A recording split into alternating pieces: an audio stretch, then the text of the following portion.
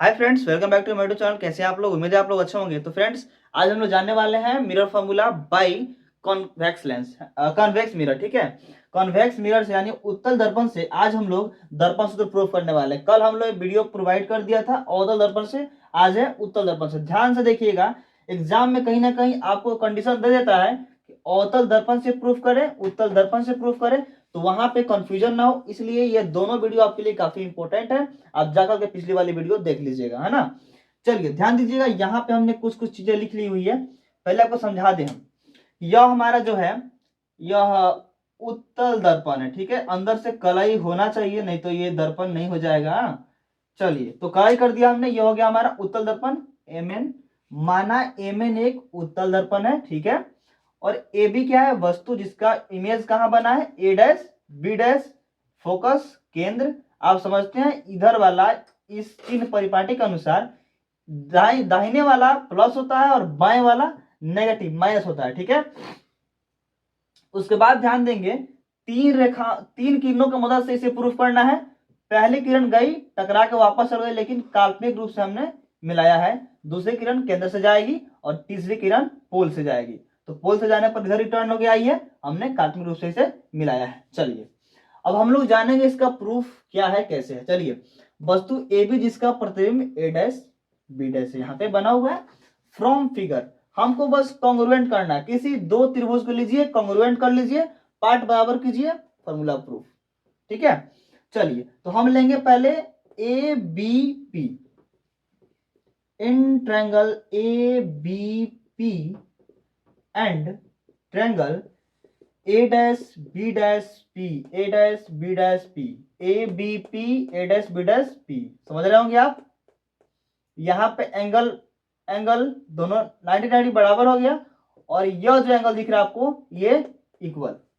तो यहाँ पे दोनों कंडीशन की मदद से यह कॉन्ग्रुएंट हो गया बाय एंगल एंगल। समझ रहे हैं आप? तो लिखेंगे triangle A B P congruent triangle A dash B dash P by angle angle. जैसे किसी त्रिभुज का ट्रायंगल, मतलब जैसे भी कोई त्रिभुज कॉन्ग्रुएंट होता है, ठीक है, समरूप होता है, तब उसकी भुजाएं क्या हो जाती है? समानुपाती हो जाती है और बराबर हो जाती है ना। A B by A dash B dash, इस त्रिभुज और इस त्रिभुज में देखेंगे तो भुजाओं को समानुपात करना है। ठीक है, तो समानुपाती भुजा बराबर हो जाती है, तो ए बी इसके समानुपात हो जाएगी ए डैश बी डैश के बराबर। ये तो लेना ही नहीं है हमको, क्योंकि इसका कोई आवश्यकता ही नहीं है। तो अब हम ये लेंगे A P by A dash P, A P by A dash P, equation first. फिर नेक्स्ट ट्रायंगल लेंगे हम, एक ये बड़ा सा दिख रहा है त्रिभुज ए बी सी, है ना। इन triangle A B C and triangle A B C हो गया, और इसी भुजा पे एक और ट्रायंगल लेना है, तो ए डैश बी डैश सी ले लें, ए डैश बी डैश सी ये ले लेते हैं, ए डैश बी डैश सी। ठीक है, चलिए अब यहां पे समझेंगे आप, ए तो 90 यहां पे भी ये 90 कॉन्ग्रुएंट। नेक्स्ट यहां पे ध्यान देंगे तो इस बड़े ट्रायंगल का यह जो एंगल है, यह भी इसी ट्रायंगल में इक्वल है, यानी कि यहां पे यह जो सी है कॉमन हो जा रहा है, यानी यहां पे भी एंगल एंगल से दोनों ट्रायंगल कॉन्ग्रुएंट हुए। समझ गए होंगे आप? तो लिखेंगे triangle A B C congruent triangle A dash B dash C by angle angle. तो जैसे कॉन्ग्रुएंट हुआ, ये समानुपाती भुजाएं इक्वल हो जाती है। तो ए बी बटा A dash B dash, A B बटा A dash B dash is equals to क्या हो जाएगा? ये तो लेना ही नहीं है, तो ये लेंगे हम ए सी बटा ए डैश सी, ए सी बटा ए डैश सी। चलिए अब हम लोग लिखेंगे इक्वेशन फर्स्ट एंड सेकंड से, यह जब इक्वल है तो राइट आरएचएस भी इक्वल होगा, जब एलएचएस इक्वल है तो आरएचएस भी इक्वल ही होगा। तो चलिए हम लोग इसे इक्वल करने का प्रयास करते हैं। स्क्रीनशॉट ले लीजिएगा, या लिख रहे हैं तो बेटर है। चलिए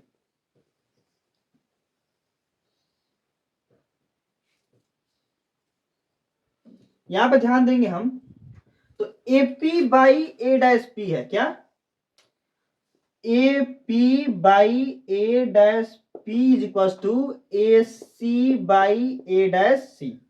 सबका वैल्यू नाम लिखना इंपॉर्टेंट है, यहाँ पे बहुत केयरफुली ध्यान दीजिएगा, थोड़ा सा मिस्टेक से माइनस प्लस की वजह से मिस्टेक हो जाता है, तो ध्यान दीजिएगा। AP कहाँ है, AP यह क्या हो गया, पोल से दूरी क्या कहलाएगा, वस्तु का वस्तु दूरी, तो वस्तु दूरी हमेशा माइनस में रहेगा, ऑब्जेक्ट डिस्टेंस जो है हमेशा माइनस में। और A डैश P कहाँ है, A डैश P यहाँ पे ध्यान दीजिए, A डैश P पोल से इमेज की दूरी, इमेज डिस्टेंस, और इमेज डिस्टेंस यहाँ पे देखेंगे चिन्ह परिपाटी के राइट साइड है, इसलिए क्या होगा प्लस, समझ रहे हैं। यहाँ पे ध्यान दीजिए AC, AC अब ध्यान दीजिएगा, AC तो कोई वैल्यू ही नहीं है, AC किसका वैल्यू बताइए तो, ऑब्जेक्ट लेंगे तो यहीं तक P तक ही मापा जाता है, लेकिन यहाँ पे कुछ कंडीशन देख सकते हैं आप, AC का वैल्यू निकालने के लिए आप क्या कर सकते हैं, AP प्लस PC कर सकते हैं, समझिए कैसे, AP प्लस PC आप कर सकते हैं, कैसे समझा रहे हैं आपको, क्योंकि AP क्या होता है, ऑब्जेक्ट डिस्टेंस मतलब वस्तु दूरी, और PC क्या होता है, F का दुगुना, यानी वक्रता केंद्र जो होता है यह फोकस का दुगुना होता है कि नहीं है, तो यहाँ पे इसके लिए हम 2F लिख सकते हैं, यहां से यहाँ F और यहां से यहाँ F, यानी ये 2F लिख सकते हैं, इसलिए हम PC लिख लिए, नहीं तो AC का कोई वैल्यू ही नहीं है। उसके बाद बचा हमारा A डैश C, इस वैल्यू को निकालना, तो ध्यान दीजिए इस वैल्यू को निकालने के लिए इस बड़े वाले में से अगर हम इतना माइनस कर दे तो ये निकल जाएगा, बड़े वाले में से ये माइनस कर ले ये निकल जाएगा, बड़ा वाला लीजिए PC, क्या है PC, और में से माइनस करना है A dash P, A dash P, ध्यान दीजिए minus U by V is equal to, value put करिए, AP का वैल्यू माइनस होगा U, वस्तु दूरी माइनस में, प्लस PC 2F हो जाएगा, कोई दिक्कत, F 2F हो जाएगा, फिर PC 2F, और फिर माइनस है A डैश P क्या हो जाएगा, पोल से इमेज डिस्टेंस मतलब V, ठीक है कोई दिक्कत नहीं, ये प्लस होगा तो इसलिए हम यहाँ पे प्लस लिखे, और ये माइनस पहले से ही हम घटाकर उसका वैल्यू लाए थे। अब बस कोना का मल्टीप्लाई कीजिए, 2UVF से भाग कीजिए, आराम से निकल जाएगा। चलिए करते हैं हम, इधर करेंगे तो माइनस 2UF करेंगे, माइनस माइनस प्लस हो जाएगा, plus UV is equal to minus UV plus 2VF, कोई दिक्कत नहीं होना चाहिए, UV इधर आ जाएगा, इधर ले लें इसको, UV उधर जाएगा 2VF, उधर जाएगा 2UF, चलिए 2UV is equal to 2VF plus 2UF, समीकरण हो गया हमारा ये थर्ड, है ना। अब लिखेंगे दोनों तरफ 2UVF से भाग करने पर, ठीक है दोनों तरफ भाग कर देना हम, चलिए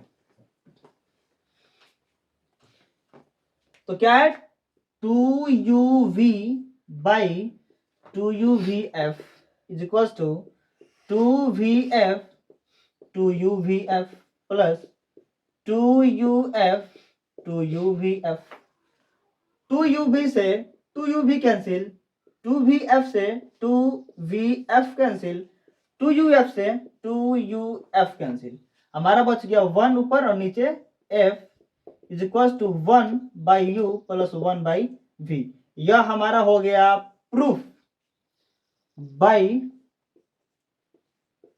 कॉन्वेक्स मिरर।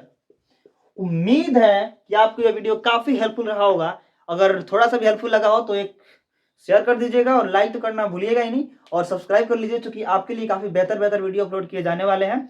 उम्मीद बनाए रखिए, हौसला बुलंद रखिए, और तैयारी में आप लगे रहिए, काफी बेहतर रिजल्ट आपका होगा, आप ही करेंगे वो जो किसी ने नहीं किया होगा।